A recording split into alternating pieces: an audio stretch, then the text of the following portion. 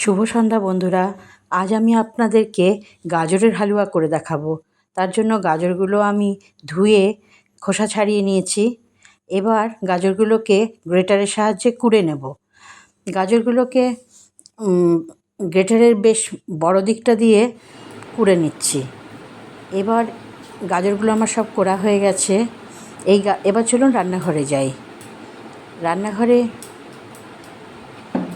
রান্নাঘরে গিয়ে প্রথমে আমি গ্যাসে কড়াই বসিয়ে নিয়েছি, গ্যাস জ্বালিয়ে দিচ্ছি। এবার প্রথমে আমি এটা ঘি দিয়ে ভেজে নেব গাজরটাকে, তাই ঘি দিয়ে দেবো কড়াইয়ের মধ্যে।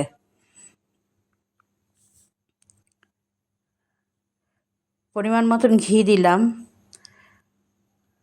4 টেবিল স্পুন মতন ঘি দিয়েছি এখানে আমি। এবার গাজরগুলো দিয়ে দিচ্ছি। গাজরগুলো আমি একটু ভালো করে ভেজে নেব। এখন বন্ধুরা প্রচুর গাজর পাওয়া যাচ্ছে, আপনারা আমার মতন করে দেখবেন গাজরের হালুয়া। গাজরটা ভাজতে ভাজতে বেশ নরম হয়ে গেছে।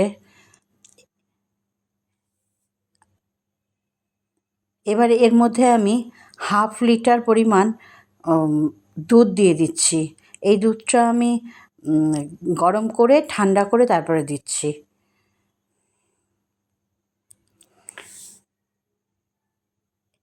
এবার গাজরটা এইভাবে ঢাকা চাপা দিয়ে একটু সেদ্ধ করে নেব। যখন ঘিয়ে ভেজেছি তখনই গাজরটা নরম হয়ে গেছে, খুব বেশি সেদ্ধ করার প্রয়োজন হবে না। এবার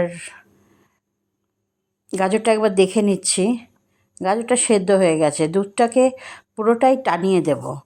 আমি যেভাবে বানাই তাতে দুধটা পুরো টানিয়ে দেবো।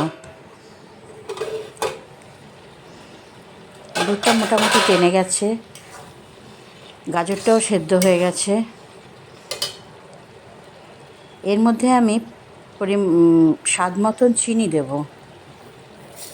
এখানে 250 গ্রাম মতন চিনি আছে।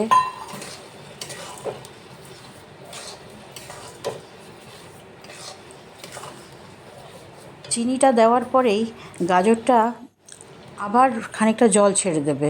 এখানে এলাচ গুঁড়ো করে রেখেছি, এলাচটাও দিয়ে দিচ্ছি।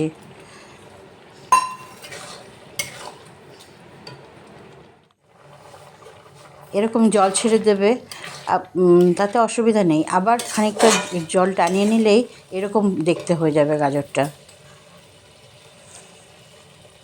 এবার স্বাদটাকে আরও একটু বাড়ানোর জন্য আমি এখানে মিল্কমেড দিচ্ছি।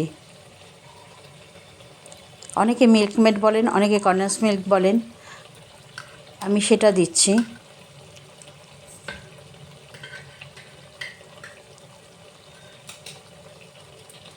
এতে এর জায়গায় আপনারা আমুল দুধ, মানে পাউডার আমুল দুধও দিতে পারেন।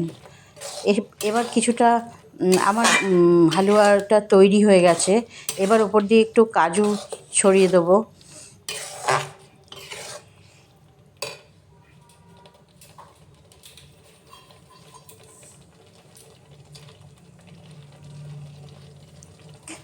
আমার রেসিপি যদি আপনাদের ভালো লাগে তাহলে লাইক করবেন, কমেন্ট করে জানাবেন রেসিপিটা কেমন হয়েছে। ভালো লাগলে শেয়ার করবেন, আর আপনারা ফেসবুক থেকে দেখলে পেজটাকে ফলো করবেন। আজ চলি।